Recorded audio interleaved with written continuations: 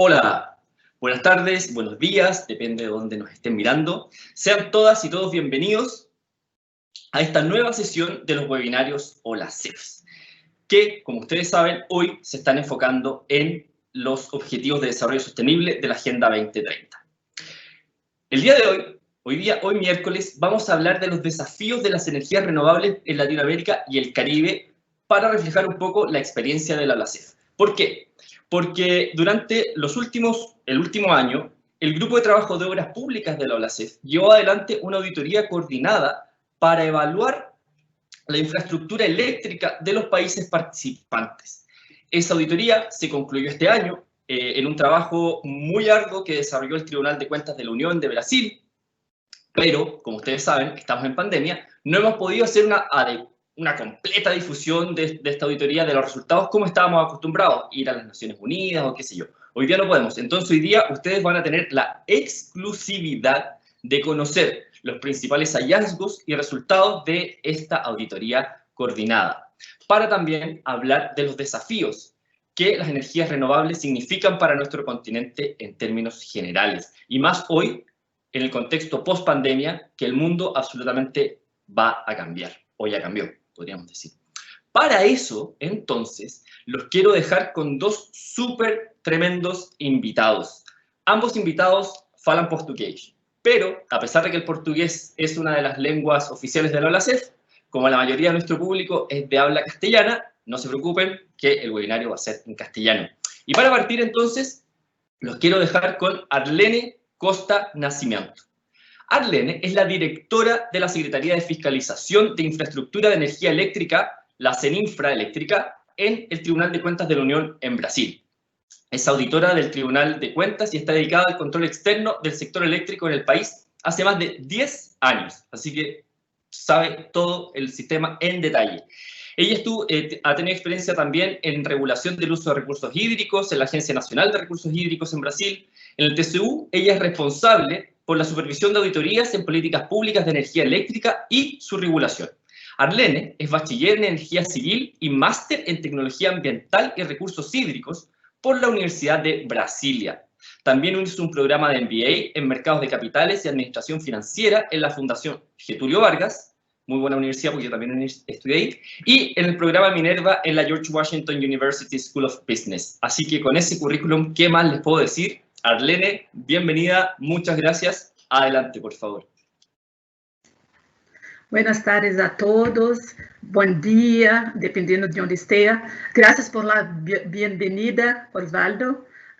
Primero gostaria de agradecer a OLACEF por la oportunidad de estar en este nuevo ciclo de webinarios, compartiendo la testeira con Máximo Pacheco, para juntos discutir la temática de energías renovables, en especial acerca de la auditoría coordinada que finalizamos en 2019. Voy a compartir mi pantalla. Un minuto, por favor. Sí, espero que ya lo vean. Sí. 193 países de todo el mundo decidieron seguir el camino de la sostenibilidad y se involucraron con los Objetivos de Desarrollo Sostenible de la ONU, la Agenda 2030. Estos países también son signatarios del Acuerdo de París. En ese acuerdo se comprometieron con la adopción de esfuerzos para limitar el aumento de la temperatura promedio del planeta, reduciendo los niveles de emisiones de gases de efecto invernadero. Todo eso con el intento de mitigar y enfrentar el calentamiento global. Para lograr la meta establecida, cada gobierno participante formuló o está formulando sus contribuciones nacionalmente determinadas, las NDC en inglés, las cuales trazan las estrategias de cada país para reducir las emisiones de gases de efecto invernadero. Entre las posibles estrategias, existe un movimiento global asociado con una mayor participación de las energías renovables en las matrices eléctricas nacionales. Los países de América Latina y el Caribe, que participaron en la auditoría coordinada de energía renovable realizada en el ámbito de la OLACEF, en su grupo de trabajo de obras públicas, el GETOP, también eligieron aumentar el porcentaje de energía renovable en sus matrices energéticas. Las energías renovables tienen características que favorecen su expansión en un mundo con menos emisiones, pero también tienen desafíos para la operación y la optimización de los sistemas.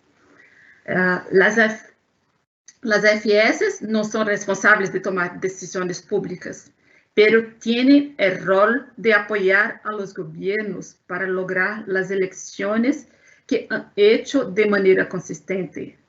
La implementación de la Agenda 2030 y del Acuerdo de París fue una elección gubernamental. Por eso, las AFS de 12 países de Latinoamérica realizaron una auditoría coordinada sobre energías renovables. Los países Brasil, Chile, Colombia, Costa Rica, Cuba, Ecuador, El Salvador, Guatemala, Honduras, México, Paraguay y Venezuela, bajo el liderazgo del Tribunal de Cuentas de la Unión, la AFS de Brasil, con el apoyo operativo de la Contraloría de Chile y la Contraloría de Ecuador, se unieron en una metodología única para evaluar las políticas públicas para la expansión de las fuentes renovables en la matriz eléctrica. La iniciativa contó con el aporte financiero de la Cooperación Brasil-Alemania para el Desarrollo Sostenible a través de la GIZ e integra el proyecto Fortalecimiento del Control Externo en la área ambiental, que está implementado en la alianza con TCU y OLACEFES. La auditoría incluyó la evaluación de 4 puntos centrales. El primero, acerca de las directrices y compromisos nacionales e internacionales definidos para la inserción de las energías renovables. El segundo punto, tratando de las políticas públicas para aumentar de manera sostenible la participación de las fuentes renovables. El tercer punto, trató de la coordinación entre los actores responsables de estas políticas.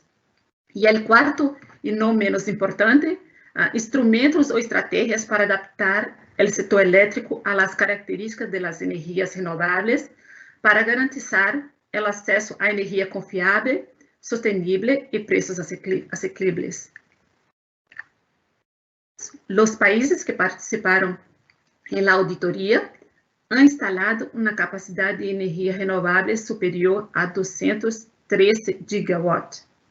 La evolución porcentual en la capacidad instalada total de las energías renovables en los últimos 5 años es una recta ascendente, como lo ve en la pantalla. La diapositiva retrata algunas de las características de los países que participaron en la auditoría. Como pueden fijarse, los países no tienen características homogéneas. La mayoría de los países tiene escalas y algunos dirían realidades distintas. A pesar de las diferentes escalas, aún así, se han registrado hallazgos similares y buenas prácticas que pueden inspirar. En varios países, las energías renovables tienen un papel importantísimo en la transición para una matriz eléctrica limpia. Incluso en países con matriz eléctrica predominantemente renovable, estas fuentes son importantes para los cambios que ocurren, por ejemplo, gracias a la digitalización de la infraestructura, participación del consumidor en la toma de decisión y la generación distribuida. Acá hay algunos ejemplos y oportunidades de mejoras que registramos en algunos países. Por ejemplo, vimos que hay fallas en la coordinación de las políticas de inserción de energía renovable en la matriz eléctrica. Hay inconsistencia entre las estrategias establecidas y las directrices gubernamentales para el aumento del porcentaje de fuentes renovables. También falta evaluación de los resultados de los incentivos otorgados a las fuentes renovables, lo que genera un riesgo de que las estrategias adoptadas no justifiquen en términos de costo-beneficio. También hay deficiencias técnicas y regulatorias para la mayor expansión de las energías renovables. Eso es un desafío. Hay debilidades de los instrumentos gubernamentales para asegurar que a expansão das fontes renováveis se realize para garantizar a confiabilidade e a economia do sistema elétrico. Para allá de los hallazgos, se identificaram buenas práticas que nos permitiram, como comunidade de controle, reflexionar sobre o desempenho de los gestores públicos em nossos países e inspirar sobre as possibilidades de la melhor forma de manejar a política pública. Em la diapositiva estão alguns exemplos de las práticas constatadas. Em caso de Brasil, agora está em andamento um estudo para a elaboração de ferramentas com o objetivo de auxiliar a construção de um modelo que considere os distintos atributos de las fuentes para apoiar a planificação da expansão do setor elétrico nacional, tendo em conta, principalmente, o avanço previsto de las fuentes eólica e solar, assim como a generação distribuída. Em caso de Chile, já utilizam blocos horários em los critérios de licitação, permitindo que determinadas fuentes renováveis intermitentes puedan ser favorecidas, por exemplo, a solar fotovoltaica, que pode oferecer melhores preços em los horários de sua produção ótima.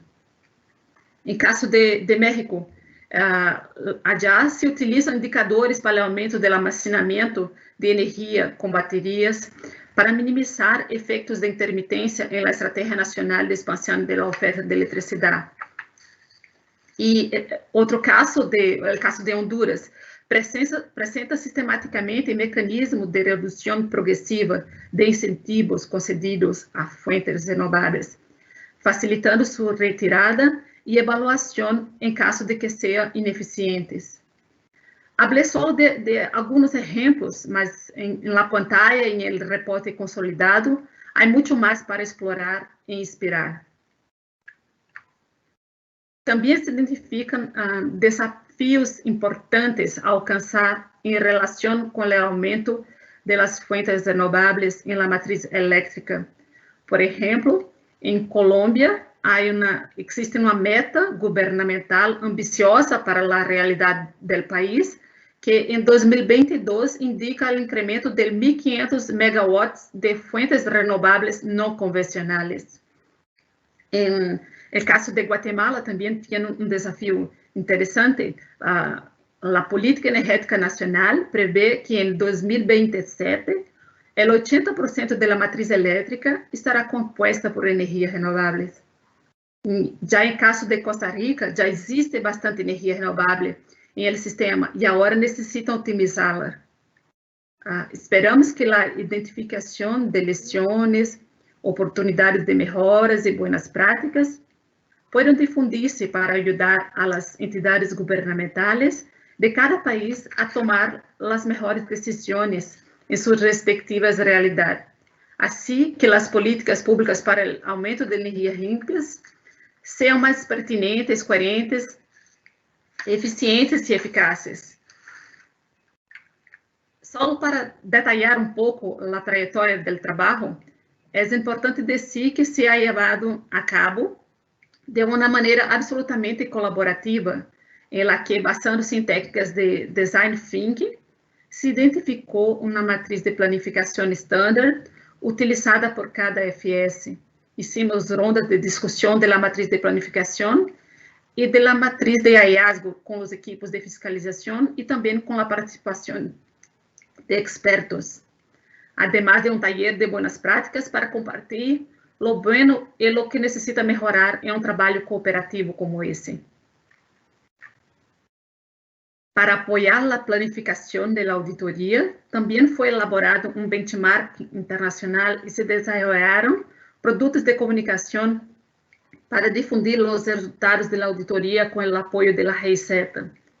O resumo executivo da auditoria, assim como todo o material de apoio e de divulgação, está disponível na web.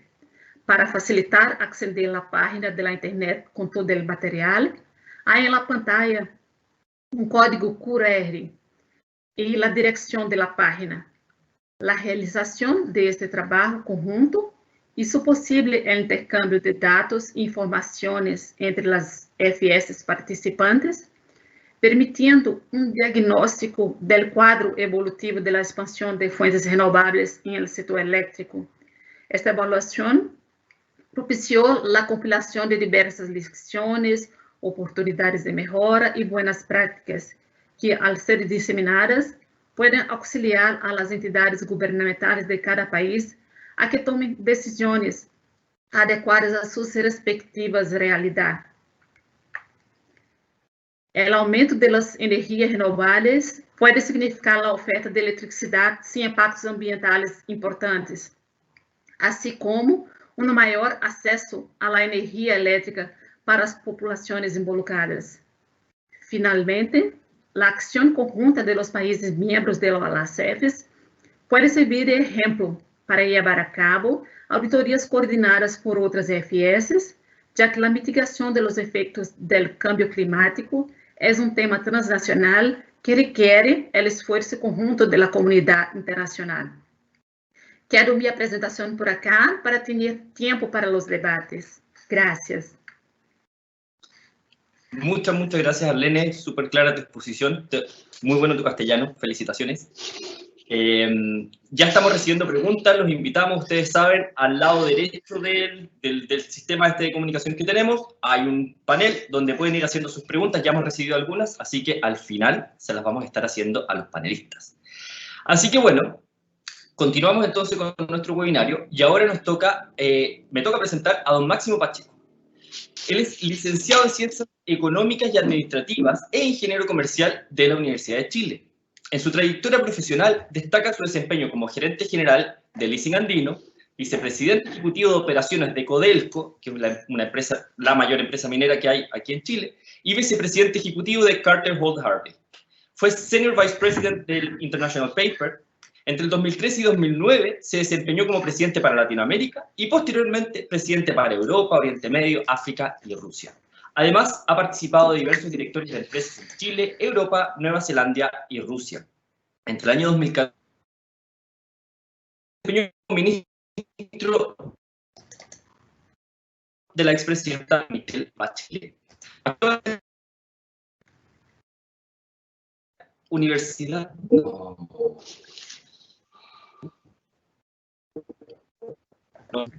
¿Aló? Parece que me caí. ¿Aló? Ahí estamos escuchando. Ahora sí, volví. Pucha, don Máximo, ¿en qué parte de su currículum me quedé?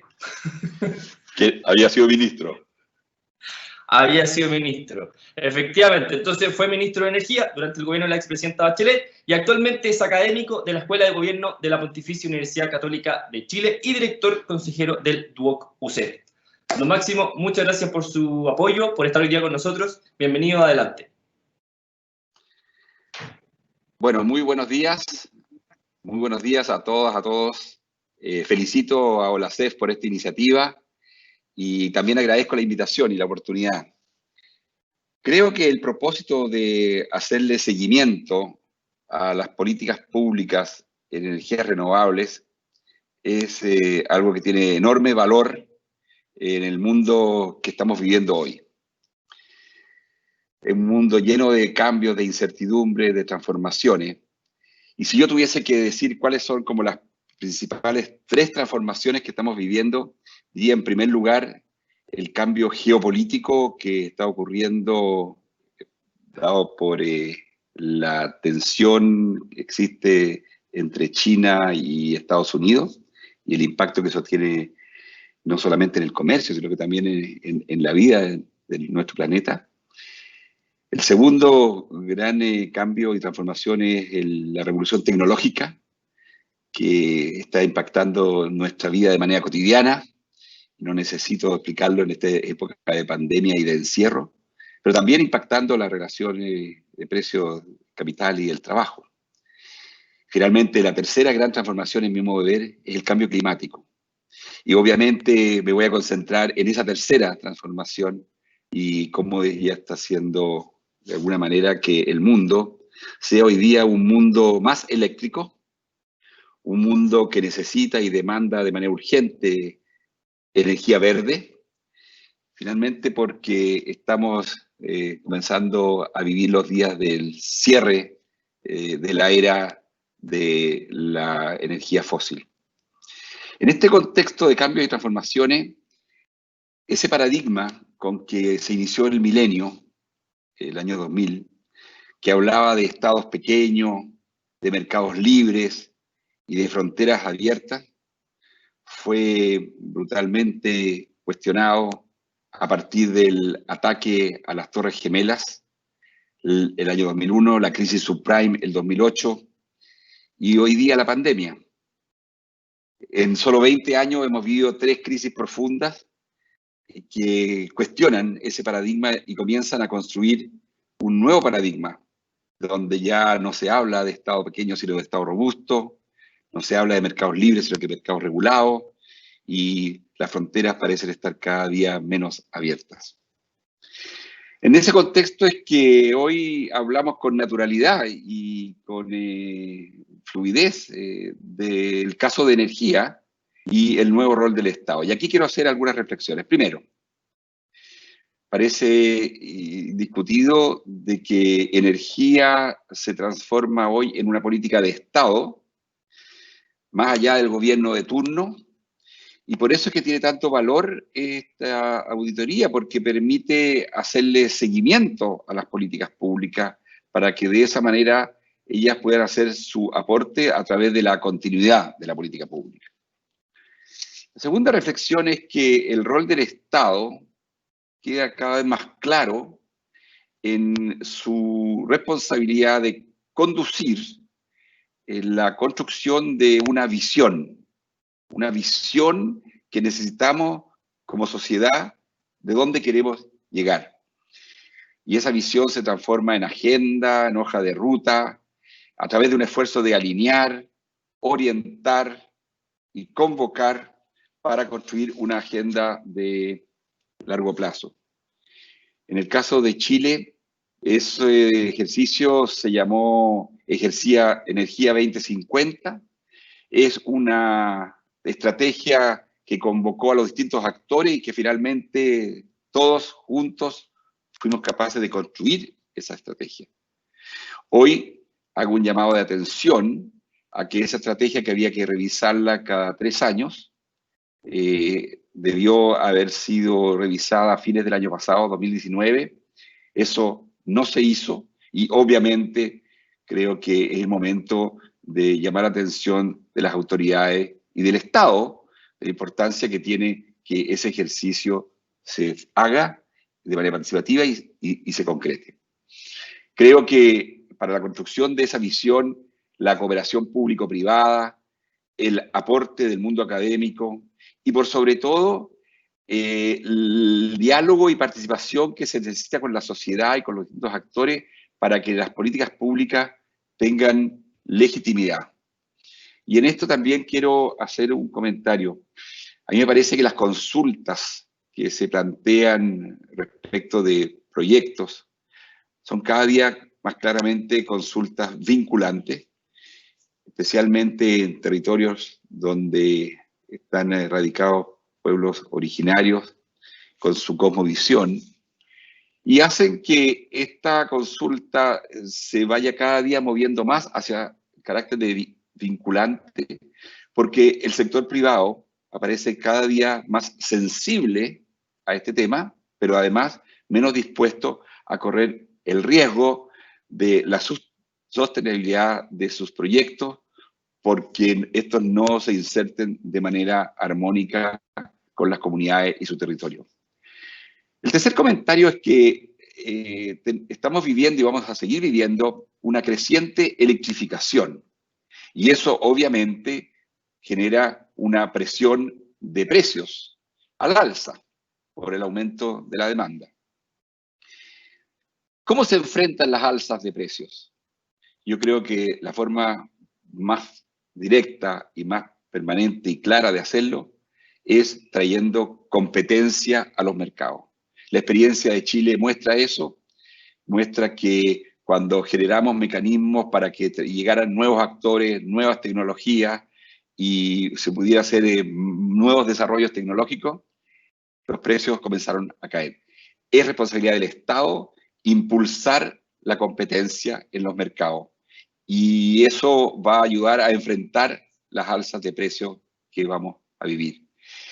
Junto con eso, el Estado tiene una responsabilidad de apoyar los esfuerzos de investigación y desarrollo, porque no cabe ninguna duda de que la contribución que puede hacer el Estado al financiamiento de la investigación y desarrollo es crucial para que esta verdaderamente exista.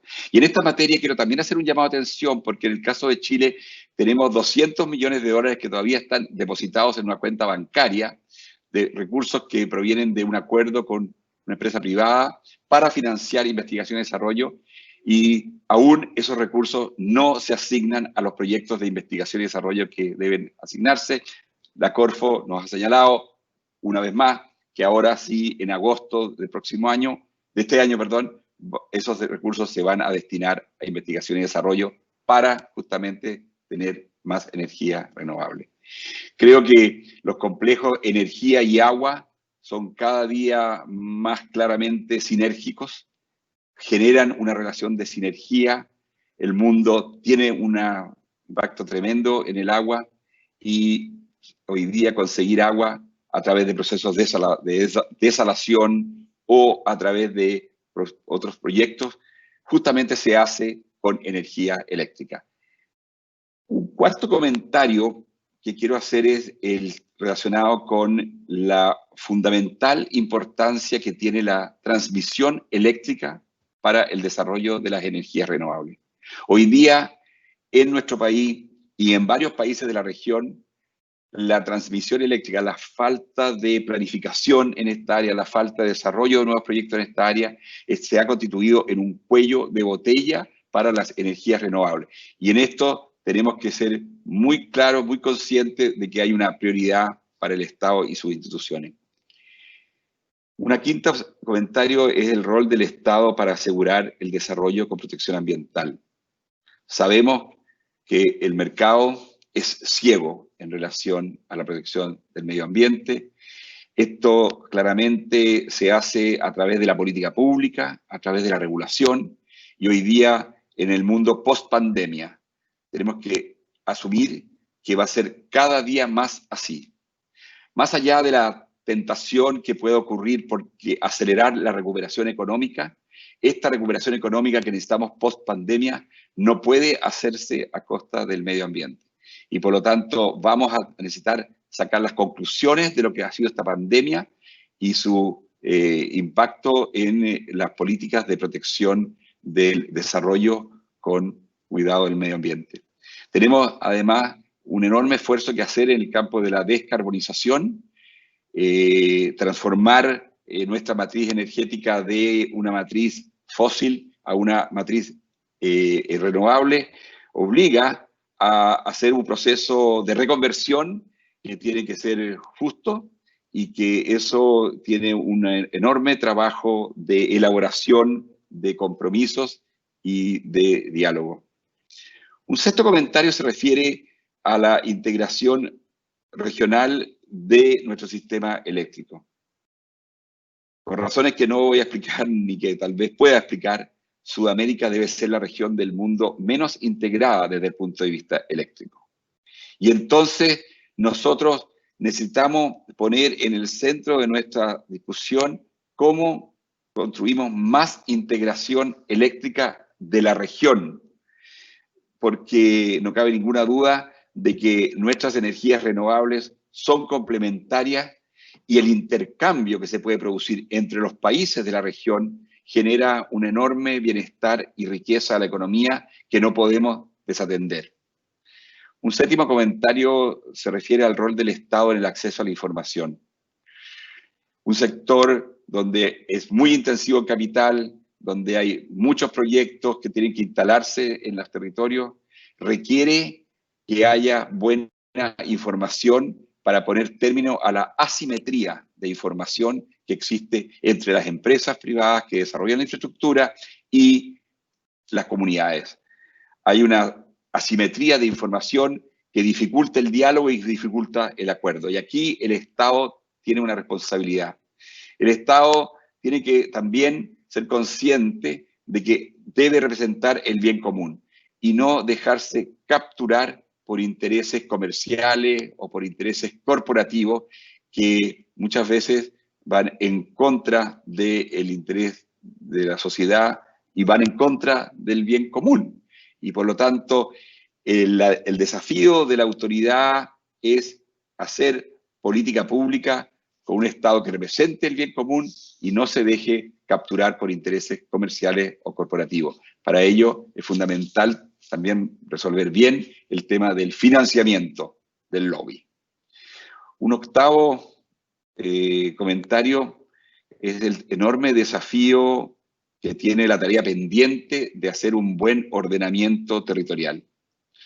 ¿Cómo se usa el territorio? ¿Cómo se instala esta infraestructura en el territorio? Es una cuestión muy importante de resolver bien para el Estado, y esta es una tarea donde estamos atrasados y que tenemos como tarea pendiente. En Chile hemos hecho algunos avances en estudios de cuencas, especialmente para estudiar todo lo que es el desarrollo de la hidroelectricidad, y estudios de cuencas que tienen que incorporar los distintos objetos de valor que hay en el territorio para definir si estos territorios tienen que ser para la agricultura, para la industria, para la minería, para el turismo, para la protección ambiental, para las ciudades, etc. El uso del territorio tiene muchas opciones, muchas alternativas, y la planificación del buen uso del territorio y el ordenamiento territorial es una prioridad. Yo creo que en el caso de Chile, el desarrollo de megaproyectos de hidroelectricidad es un camino que está ya cerrado. Y creo que en el resto de América Latina va siendo un camino cada día más angosto por el tremendo impacto que estos proyectos tienen en el territorio a través de la inundación del territorio con embalses. Vamos a tener cada día probablemente más hidroelectricidad basada en centrales de mini hidro y de centrales de pasada. Ellas son mucho más amigables con el medio ambiente y son mucho más eficientes. Un penúltimo comentario se refiere a la generación distribuida y la distribución eléctrica. No cabe ninguna duda de que el mundo eléctrico del futuro es el mundo de la generación distribuida. Tenemos que cuidar la generación distribuida, tenemos que hacer política pública en favor de la generación distribuida y tenemos que entender que cada vez el desafío mayor para el sector privado es el modelo de New Utilities o de nuevos modelos de distribución, donde podamos, por un lado, redefinir la forma de dar este servicio, pero por otro lado, introducir competencia en el sector de la distribución eléctrica. En esto nosotros en Chile tenemos un retraso, avanzamos mucho en el campo de generar competencia en la generación y en la transmisión, pero hemos estado paralizados en los últimos 2-3 años en el desarrollo de la competencia en la distribución eléctrica. Y yo creo que el resto de la región también tiene que aprender de esa experiencia. Finalizo con un comentario en relación a la leña. La leña es un combustible muy usado en la región y en Chile para calefacción y para cocina y alimentación. Es una leña que no está bien regulada, que genera enormes impactos ambientales y de salud en el hogar, pero también que amenaza el desarrollo de la masa forestal que necesitamos para ser carbono neutral. Por lo tanto, la transformación de la leña como combustible sólido me parece también algo muy importante de priorizar.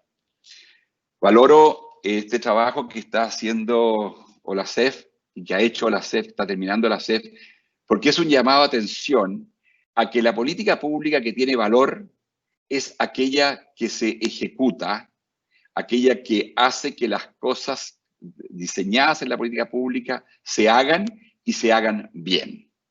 Y entonces la forma de medir eso es por su resultado. Este trabajo que ha preparado OLACEF nos ayuda a poner el foco en la ejecución y en la forma en que se está comportando nuestras institucionalidades, nuestras instituciones, para asegurar buenos resultados de la política pública. Muchas gracias. Muchas gracias, don Máximo. Gracias también por las palabras finales que nos decía sobre las auditorías coordinadas. Y ahí un poco engancho con una pregunta, un comentario que nos hacía Ana desde Argentina, que decía, ¿la AGN ha participado de esto? Efectivamente, Ana, yo creo que la mayoría, si no todas, las CFS o la CEF han participado en una u otra de las auditorías coordinadas que hemos realizado, de energía, de vivienda, de obras públicas, de género, de diversidad ambiental, etc. Yo ahí te dejé el enlace en el puesto del lado para que puedas entrar y ver los resultados de la auditoría para que las conozcas. Y bueno, vamos con las preguntas porque tenemos muchas, pero tenemos tiempo, así que estamos súper bien. Oye, Arlen, mira, María Elena, desde México, nos pregunta, nos toca un tema que yo creo que fue desarrollada en la auditoría, pero como tú fuiste la líder de esta auditoría, sería bueno que nos contaras. Dice, a pesar de ser un miembro, México, ser un país miembro del Acuerdo de París, ¿es legal que se aprueben leyes en contravención a las energías renovables o en contravención a los acuerdos firmados, ya sea el Acuerdo de París, la Agenda 2030 u otros? Bueno, solo para decir un poco sobre o que es el Acuerdo de París. Es un compromiso internacional que todos los países que firmaron dijeron que están de acuerdo. Ahora es un compromiso bien que tiene líneas generales. Cada país está libre para hacer lo que quiera con las líneas generales. Entonces, se puede escoger las mejores opciones, las mejores técnicas o las mejores cuestiones para atacar, los mayores problemas para atacar, desde que siga la línea principal. La línea principal del Acuerdo de París es reducir las emisiones de gases de efecto invernadero. Entonces, cada país estaba libre para decir cómo hacerlo. Entonces, algunos países lo hicieron diciendo que van a hacerlo por medio de las energías renovables. Otros países lo entienden que es importante, por ejemplo, a las cuestiones del tráfico de vehículos, del tránsito. Otros países entienden que la mejor estrategia es la cuestión de las tierras, de la agricultura. Entonces, cada país tiene libertad de decir cómo incorporar el compromiso que ha asumido en su país. Entonces, es un poco de eso que es el cuadro del Acuerdo de París. Algunos países decidieron que van por la energía renovable, otros no.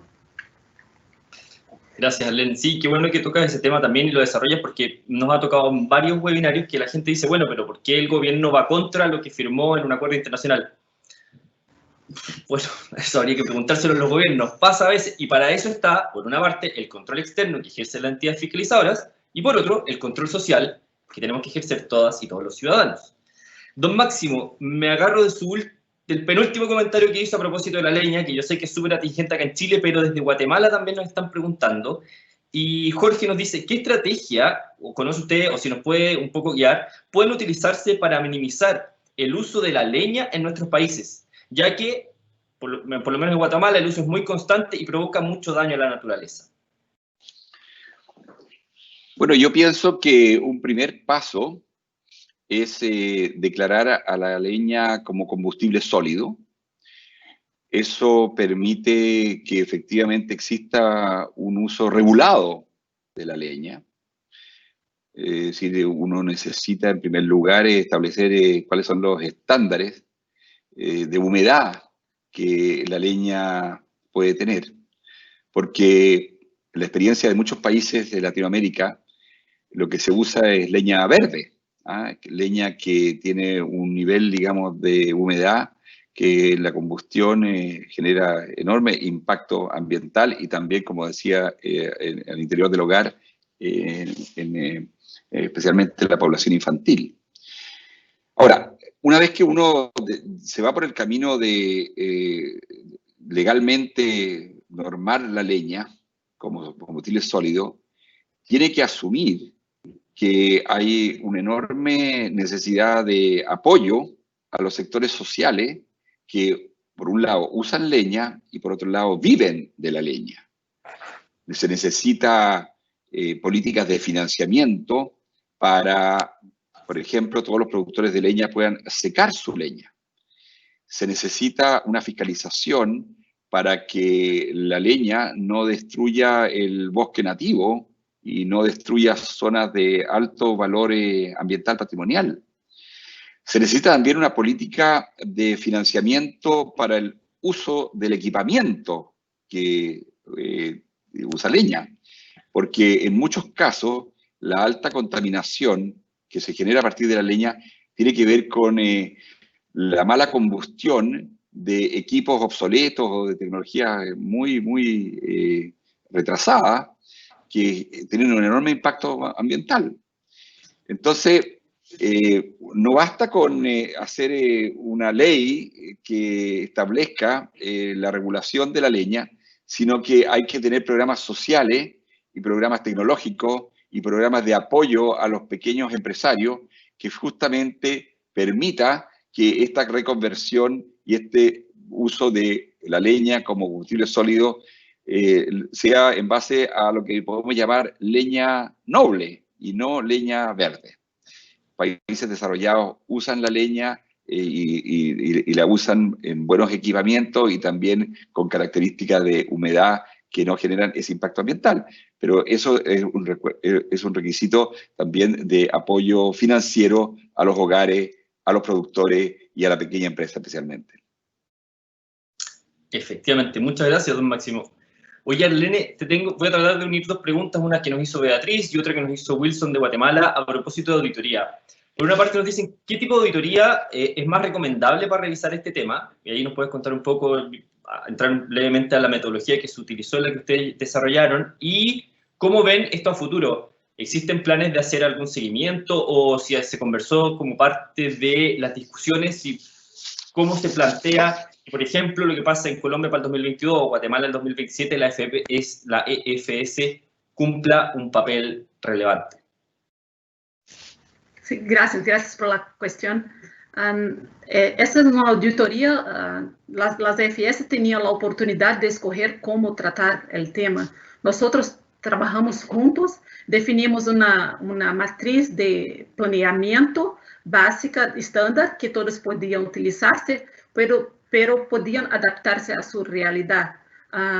Es una auditoría, el básico de la auditoría, el estándar, es una auditoría de desempeño, de operativa, para entender cómo se diseña la política pública, los caminos escogidos, adoptados, entender los resultados de las políticas adoptadas, la coordinación entre los entes públicos.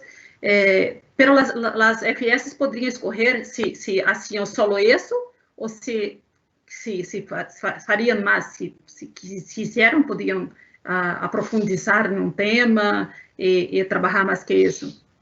Y sí, esto se pasa en todas las auditorías que nosotros, FS, hacemos. La auditoría es la primera parte, es una parte muy importante, pero la segunda parte es el seguimiento para nos certificarmos de que los hallazgos, las oportunidades de mejorías constatadas, que hizo el gobierno, que hizo los entes estatales en relación a los hallazgos, esas oportunidades. Y el seguimiento es ese momento en que podemos volver y ver qué hicieron, cómo evoluyeron, cuál fue la evolución.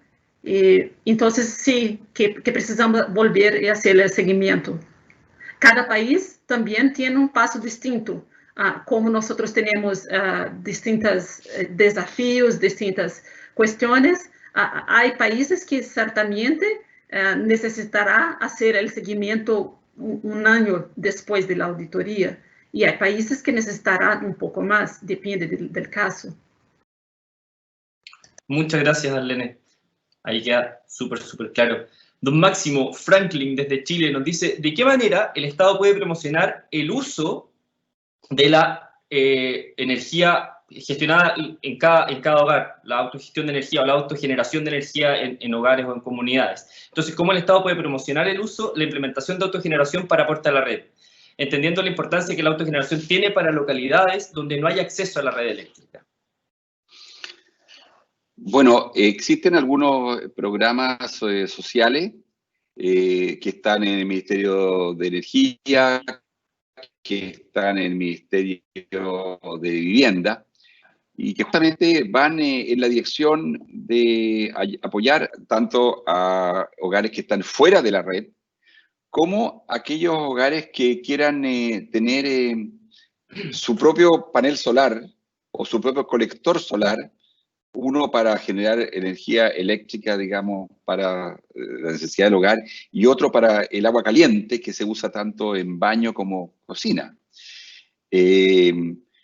Tuvimos, digamos, en el periodo de la presidenta Bachelet un programa bien exitoso de colectores solares para viviendas nuevas, donde la mayoría de las viviendas nuevas que se construyeron especialmente después de desastres naturales podían acceder al colector solar para el agua caliente, pero también existe una ley que le permite a las personas instalar su panel solar en la casa y usarlo para su propio consumo, y cuando le sobre o no esté usando esa energía la pueda inyectar a la red, y la distribuidora para eso le compra esa electricidad. Yo creo que esto se va a ir perfeccionando y esto va a ir tomando cada día más forma, porque cada vez hay más empresas que existen hoy día que instalan estos paneles solares y los financian justamente de manera que pueda ser consistente con el ahorro que se produce en la cuenta de la luz, pero también con la capacidad de inyectar electricidad a la red. Creo que hay que buscar esas opciones, creo que hay que cotizar entre 2 o 3 empresas para ver cuál es la que ofrece más oportunidades de mejor servicio. Y creo que al final, si logramos sacar una nueva ley de distribución eléctrica, donde las empresas distribuidoras se comprometan a competir con calidad de servicio y con nuevos servicios, esto va a ir tomando un mayor dinamismo. Por eso que le asigno tanta importancia a que el gobierno presente al Parlamento el proyecto de nueva ley de distribución eléctrica, de manera que en Chile tengamos una ley donde haya competencia en ese sector y con eso lleguen este tipo de servicios de instalación de paneles solares en los hogares. Muchas gracias, don Máximo. Oye, Arlene, acá tenemos una pregunta, seguimos con el tema de auditoría y está muy candente. Dice, ¿qué impacto tienen estas auditorías en las autoridades de los gobiernos y qué seguimiento debería dárselo? Un poco, yo creo que lo mencionaste, quizás nos puedes contar el caso brasileño, cómo estas auditorías han impactado en el gobierno de Brasil. Sí, esa cuestión es muy interesante. Incluso voy a hablar un poco de la generación distribuida que hablaba Máximo. En Brasil, nosotros, por ejemplo, tenemos la cuestión de la ingestión de energía en el sistema. Hay problemas. Hay una subsidio, hay un incentivo equivocado entre los consumidores más pobres y los consumidores más ricos. Los pobres están pagando para los ricos poder instalarem los paneles solares en las residencias, en los hogares. Ese es un problema en la gestión, en la regulación de la generación distribuida.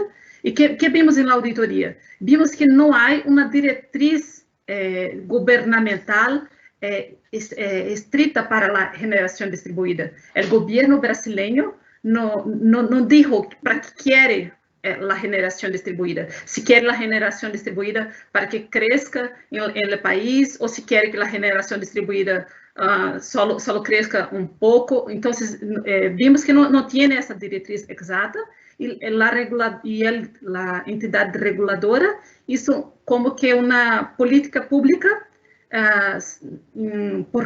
porque no tenía directrices gubernamentales. Entonces, ese es un problema muy sencillo y está en una discusión muy larga en Brasil acerca de esa temática. Y nosotros en la FS estamos muy cerca del gobierno para que se cerque de las mejores prácticas, de definir qué directrices quiere respecto de la generación distribuida, para que la propia la entidad reguladora, la agencia reguladora, tome la decisión compatible con la política pública y no haga la política pública, porque no es el papel del agente regulador, de la agencia reguladora, hacer la política pública, y sí cabe al gobierno, al ministerio. Así es, bueno, y un poco complementando, contarles también la experiencia de Chile. Yo creo que todo depende del nivel de involucramiento que la FS tenga o cómo quiera, digamos, vender la auditoría. Yo recuerdo hace 2 o 3 años me tocó estar en una reunión entre el Contralor y el Ministro de Relaciones Exteriores, que aquí en Chile es el que preside el Consejo de Implementación de la Agenda 2030.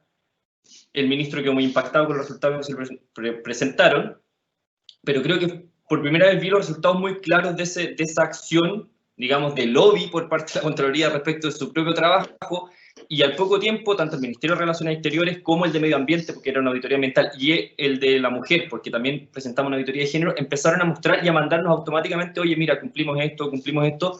También después se hicieron auditorías de seguimiento y todo. Entonces, volviendo a la pregunta, creo que es súper central el rol que la EFS decida jugar para que los informes que se realicen sean gravitantes. Y ahora, en el ámbito internacional, bueno, los hemos ido difundiendo en las Naciones Unidas o en las entidades vinculadas con la materia de la que se trate. Sí, sí. Y bueno, Arlene, por favor. Con permiso. También es importante decir el rol de la FS. Las FS no hacen la escoja pública. Entonces, quien escoge es el gobierno. Entonces, nuestro papel es, a partir de los deseos del gobierno, seguir y hacer con que alcance el objetivo. Muchas gracias, Arlene. Tienes toda razón. Don Máximo, aquí nos preguntan por otro tipo de energía. José Vicente de Honduras, también después Leopoldo. Los dos, bueno, son preguntas un poco parecidas, las voy a tratar de unir, y su cuestionamiento va por el lado de el uso de la energía nuclear en América Latina. ¿Cómo se puede compatibilizar? Si vale la pena impulsarla y si este es un tipo de energía que podríamos considerar como energía renovable o no. Bueno, definitivamente no es considerada energía renovable. Eso a nivel, digamos, de lo que se llama la definición, no está incluida. Hay experiencias distintas, digamos, en América Latina. Me voy a limitar a comentar la experiencia de Chile. Chile, en su estrategia de largo plazo, ha descartado la energía nuclear. Y la ha descartado porque, en primer lugar, somos un país altamente sísmico, un país, digamos, donde hemos tenido desastres naturales telúricos de alto impacto. Somos un país con 3.000 kilómetros de borde marino, y por lo tanto la experiencia de lo que sucedió en Japón está muy presente todavía en nosotros. Y finalmente también se ha descartado estratégicamente porque tenemos fuentes de energía renovable extraordinariamente más eficientes y más seguras. El país tiene una radiación solar que probablemente es la más alta del mundo, en el desierto de Atacama, en el norte de Chile. Tenemos buenos vientos, y tenemos recursos hídricos. Por lo tanto, estas consideraciones que estoy haciendo para el caso de Chile quiero ser cuidadoso en cómo cada uno la adapta a su propia realidad en la región.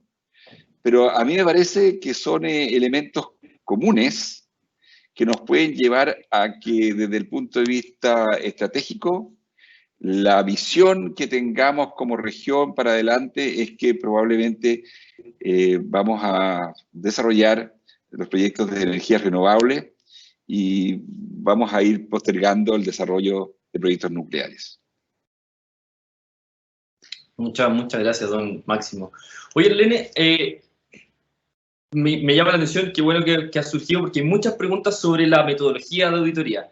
Al lado les hemos ido respondiendo que pueden acceder a todos los documentos porque el equipo del Tribunal de Cuentas de Brasil, que lideró al Lene, hizo un tremendo trabajo para la difusión, que hoy día estamos empezando con ella.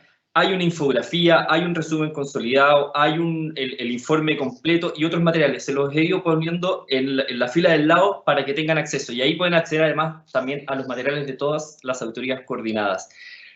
Siguiendo entonces con la pregunta, nos dicen si, por lo menos desde el ámbito de ustedes, han cuantificado el impacto de la auditoría, si hay alguna metodología de cálculo de impacto del trabajo de la auditoría.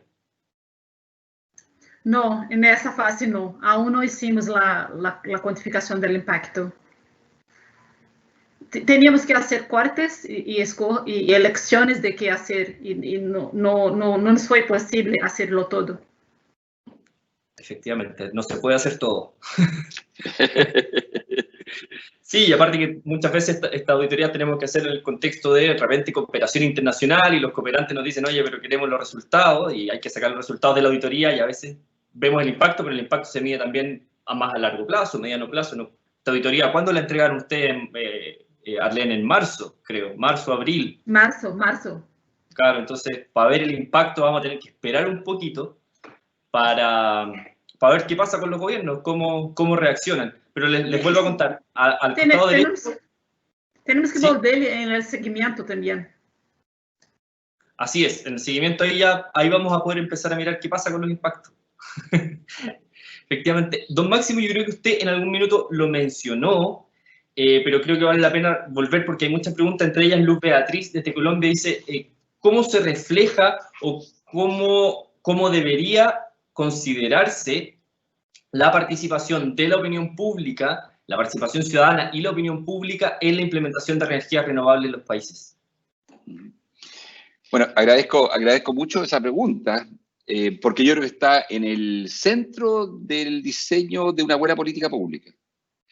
En el mundo de hoy, en el mundo de la interconexión, en el mundo de una sociedad civil que es mucho más fuerte, en el mundo de la fiscalización, porque este mismo ejercicio que se ha hecho por parte de OLACEF no solamente sirve para el gobierno y los estados, este ejercicio también sirve para la sociedad civil, sirve para los actores sociales, sirve para validar las propias demandas que existen de política pública para enfrentar las necesidades que la región tiene.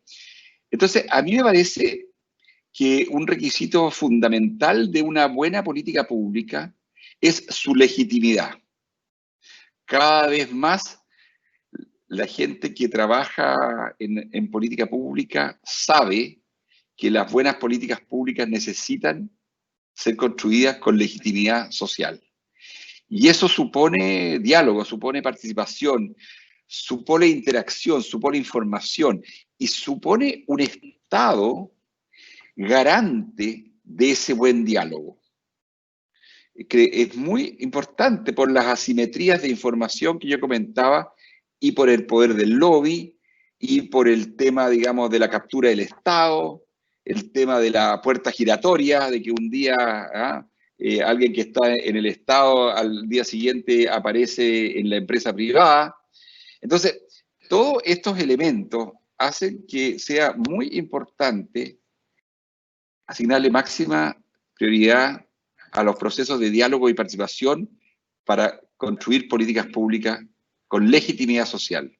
Es una tremenda responsabilidad del Estado, pero también es responsabilidad de la empresa privada, prepararse para ese mundo, prepararse para esa nueva realidad y una enorme responsabilidad para la institución y los agentes de la sociedad civil, porque evidentemente estos desafíos requieren una sociedad civil mucho más organizada, mucho más fuerte, mucho más preparada y con líderes que efectivamente puedan hacer ese trabajo. Muchas gracias. Bueno, ya vamos concluyendo porque estamos en la hora, pero quizás dos preguntas más. Una, Rigoberto, que le pregunta a Arlene, dice, ¿cuáles son las fuentes de energía renovable y el porcentaje que está del uso de estas fuentes en Brasil? En Brasil, como dijo Máximo, la competencia en el mercado hizo con que la energía renovable de energía solar está ahora muy competitiva en Brasil, pero predomina la energía eólica. Eso de las energías, claro, estoy hablando de las energías no convencionales, porque nuestra matriz energética, nuestro mix energético, predomina las energías hidroeléctrica, pero también ya no hay mucho espacio para los grandes proyectos hidroeléctricos con el balse. Entonces, estamos incrementando muchísimo la energía eólica y ahora también, gracias a la caída de los precios de los paneles solares, la energía solar. Muchas gracias, Arlene. Don Máximo, acá tenemos una pregunta que nos hace Leander y Carmen. Los dos son un poco críticos de nuestros sistemas gubernamentales, pero en pocas palabras dicen, ¿cómo fomentar el uso de las energías renovables no convencionales para la generación eléctrica, siendo que existe una gran resistencia por parte de las grandes compañías o incluso de los gobiernos? Porque lastimosamente ellos dicen que se ve que las políticas públicas están orientadas a beneficiar al sector privado. Entonces, ¿qué nos puede decir? ¿Cómo podríamos entonces hacer que los gobiernos puedan incentivar más el uso de las energías renovables no convencionales en el continente?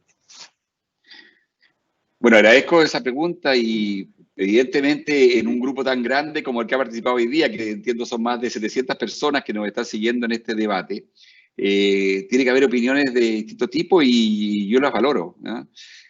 Y yo creo que lo que está detrás de la pregunta es algo que a mí en lo personal, y lo he señalado en esta presentación, me preocupa mucho, y es la captura del Estado. Nosotros necesitamos que el Estado realmente represente el bien común y sabemos que hay un esfuerzo muchas veces sistemático de algunos actores por capturar al Estado y de alguna manera influir en políticas públicas en favor de intereses particulares, comerciales o corporativos. Entonces, yo creo que nosotros tenemos que reforzar nuestro sistema democrático. Y reforzar el sistema democrático significa reforzar justamente la garantía de que estamos fiscalizando el poder del Estado en favor del bien común. Y estamos asegurándonos de que ese Estado realmente haga políticas que no estén dominadas ni estén capturadas por intereses corporativos, comerciales o de un grupo, de un determinado grupo. Creo que América Latina en eso tiene un camino largo por avanzar, pero el único camino que se me ocurre es el camino institucional de fortalecer nuestras instituciones, especialmente aquellas que son responsables de hacerle contrapeso a estos otros actores. Y yo creo que acá está, por un lado, la Contraloría, por otro lado, la Fiscalía Nacional Económica, por otro lado, las instituciones responsables de protección al consumidor. Eso es lo que le va dando densidad a la sociedad civil y yo creo que eso es lo que va generando una protección en contra de la captura del Estado. Muchas gracias. Solo dos últimas preguntas porque son demasiadas las que estoy dejando fuera y me da pena, pero bueno. Arlene, muy corto, porque quizá es una pregunta extensa, pero tratemos de resumirla. Dice, Brasil tiene un Consejo Nacional de Política Energética. Sin embargo, carece de una política energética, es lo que dice la persona que opina. Solo tienen un plan de expansión a 10 años, que es el Plano Decenal de Energía. ¿Cuál es la función de ese consejo, más que velar por el uso de gas y acciones de la ANP? Solo para decir una novedad, además del Plano Decenal de Energía que ha comentado, el Brasil está finalizando el Plan Nacional de Energía 2050. Nosotros teníamos el plan para 2030 y ahora estamos finalizando el plan para 2050. El Consejo Nacional de Política Energética es un consejo que se une los representantes de cada una de las pastas ministeriales que tienen conexión con el tema de energía. Por ejemplo, el área de infraestructura, el área de economía, el área ambiental, todo eso. Hay algunas funciones bien interesantes de traer las directrices generales para la instalación, para la implantación de la política energética nacional, pero también tiene competencias más específicas, por ejemplo, en el caso del gas natural. Nosotros ahora estamos haciendo, incluso estamos haciendo una auditoría sobre la gobernanza del sector eléctrico en Brasil y estamos discutiendo justamente la competencia del CNPE. Entonces, podremos hablar un poco más sobre las oportunidades de mejoras del Consejo en breve. Bueno, eso es el día a día de las FS, ¿no? Es parte, en definitiva, yo creo que es súper importante resaltarlo. Nosotros somos un órgano de control que puede ayudar a la buena gobernanza, pero los llamados a gobernar son los gobernantes. Y quienes eligen a los gobernantes somos las personas. Entonces siempre hay un círculo que hay que tener súper claro. De hecho, estando en Brasil, yo me leí un paper que era muy bueno, nunca se me olvidó, por qué en portugués no existe la palabra accountability, que también se puede traer al castellano. Es porque no tenemos la acción de accountability, porque nuestra sociedad, o sea, creo que no estamos moviendo en ese sentido, pero también la sociedad muchas veces espera que haya otro que lo haga, que otro órgano lo haga. Don Max, ya me puse latero. Don Máximo, la última pregunta está muy buena porque tiene relación con algo que usted planteó en un minuto, y como estamos con una audiencia que alcanza a toda América Latina, y le cuento, superamos de lejos las 800 personas conectadas, nos dicen, ¿cómo es posible integrar la política energética de largo plazo de los países de la región en Sudamérica, además de armonizar regulaciones y mercados de energía? Bueno, eso es una tarea pendiente, eso no lo hemos hecho y lo estamos haciendo a una velocidad que probablemente hay que aumentar. ¿Cómo se hace? Yo creo que tenemos algunos vehículos a través de los cuales podemos reforzar eso, pero de pronto iniciativas como esta. Creo que estamos avanzando también en algunas iniciativas con el Banco Interamericano de Desarrollo para el proyecto de integración energética de la región, especialmente a través de las redes de transmisión. Creo que tenemos que tener más diálogo a nivel académico y universitario. Creo que la experiencia comparada, de legislaciones comparadas, es muy importante, porque podemos comparar las legislaciones de un país con otro, las regulaciones de un país con otro, en ejercicios que puedan irnos mostrando cuáles son las mejores prácticas. Creo que finalmente tenemos que ir buscando de qué manera los esfuerzos de las empresas, que son muchas de ellas regionales, porque aquí hay empresas multinacionales que han ido aumentando su presencia en la región y que tenemos que fortalecerles su brazo regional. Creo que eso también puede ayudar a comparar dónde están las mejores regulaciones y dónde están las normas que efectivamente ayuden a dar un impulso a las energías renovables. Muchas gracias, don Máximo. Entonces, bueno, estamos en la hora. Muchas gracias a todas las personas que se conectaron hoy. Gracias por la audiencia. Superamos las 820 personas conectadas al unísono, lo cual es muy bueno. Y antes de despedir, quiero hacerle dos invitaciones. La primera, contarles que mañana, como todos los jueves, lanzamos nuestro blog del COVID. El de mañana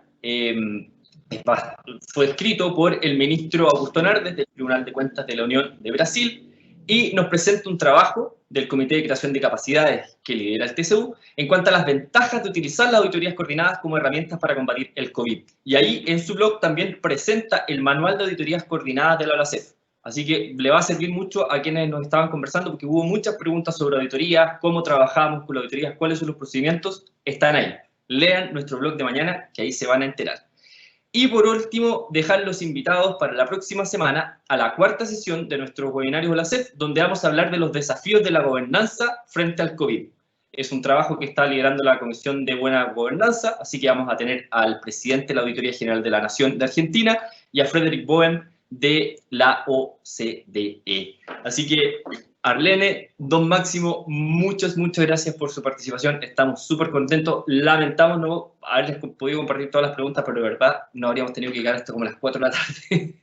Así que muchas gracias por su participación, muchas gracias por su apoyo y gracias a todas las personas que nos están viendo y nos vieron hoy día. Así que un abrazo y nos vemos el próximo miércoles. Y no se olviden del Gracias por la invitación y muchas gracias. Gracias. Saludos, Arlene. Un abrazo. Chao, chao. Saludos.